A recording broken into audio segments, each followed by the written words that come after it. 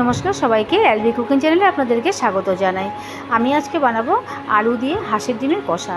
তো বাটিতে আমি আদা রসুনটা পেস্ট করে নিয়েছি, একটা টমেটো ঘষে নিয়েছি, ওইদিকে দুটো পেঁয়াজ আমি কুচি করে নিয়েছি, আর 4-5টা কাঁচা লঙ্কা চিড়ে রেখেছি। আর এদিকে আমি ডিম আর আলুটা আগে থেকে সেদ্ধ করে রেখেছিলাম, তো ছুলে নিয়েছি। ডিমের মধ্যে এবার হলুদের গুঁড়ো, লঙ্কা গুঁড়ো, লবণ দিয়ে মেখে নিলাম। আলুটাও মেখে নিয়েছি আমি। এবার কড়াতে তেল দিয়ে দিলাম, তেলে আমি ডিমগুলো ছেড়ে দিলাম, দিয়ে এবার ডিমগুলো আমি ভালো করে ভেজে নিব। বেশি কড়া করে ভাজবো না, একটু একটু লাল হলে আমি তুলে নিব। তো ডিমগুলো আমার ভাজা হয়ে গেল, তুলে নিলাম। এবার এই তেলে আমি আলু ছেড়ে দেব, আলুগুলো ভেজে তুলে নেব লাল লাল করে। দিয়ে দিলাম আলুগুলো।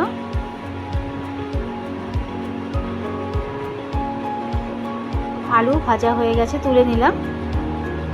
এবার কড়াইয়ে তেল ছিল ডিম ভাজা, আমি আরেকটু তেল দিলাম, দিয়ে এতে আমি গোটা গরম মশলা ফোড়ন দিলাম। এতে আছে এলাচ, দারচিনি আর লবঙ্গ, দিয়ে একটা তেজপাতা আর একটা শুকনো লঙ্কা ছিঁড়ে দিয়ে দিলাম, দিয়ে ছোটো চামচের 1 চামচ আমি গোটা জিরে দিলাম। দিয়ে ভাজা হয়ে গেল মশলাগুলো, এবার কেটে রাখা পেঁয়াজটা দিয়ে দিলাম। পেঁয়াজও ভালো করে ভেজে নিব, বেশি কড়া করে ভাজবো না। এখন আমি এতে দিয়ে দিব আদা রসুনের পেস্ট। আদা রসুনটাও ভালো করে ভাজবো পেঁয়াজের সাথে। ভেজে টমেটো গ্রেট করে রেখেছিলাম, এবার টমেটো বাটাটাও দিয়ে দিব। টমেটো বাটাটার সাথেও ভালো করে মিশিয়ে নিব। এখন আমি এতে গুঁড়া মশলা দিব এক এক করে।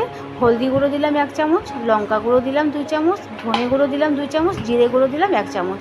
দিয়ে এবার স্বাদ মতন আমি লবণ দিয়ে দিব, আর কেটে রাখা কাঁচা লঙ্কা। তো যে যার পছন্দ মতন দিবেন ঝাল, যে যেরকম ঝাল খেতে ভালোবাসেন। আমি একটু ঝাল খেতে ভালোবাসি, তো এতে আমি কাঁচা লঙ্কাটা এই জন্য দিয়ে দিলাম, আর দিয়ে দিলাম লবণ।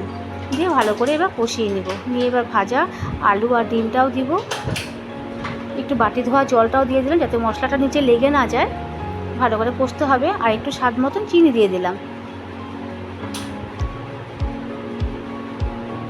এবার আমি ভেজে রাখা আলু দিয়ে দিলাম, দিয়ে একটু কষিয়ে নিয়ে ডিমও দিব। ডিম দিয়েও একসাথে ভালো করে মশলার সাথে কষিয়ে নেব কিছুক্ষণ।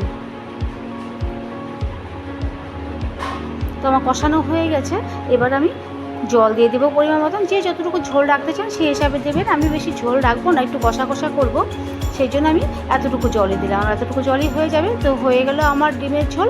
গরম মশলা গুঁড়ো দিয়ে নামিয়ে নিলাম। কেমন লাগলো আমার আজকে কুকিং ব্লগটা? যদি ভালো লাগে লাইক কমেন্ট শেয়ার করে দিন। ফিরে আসছি নেক্সট ব্লগের সাথে। Thank you.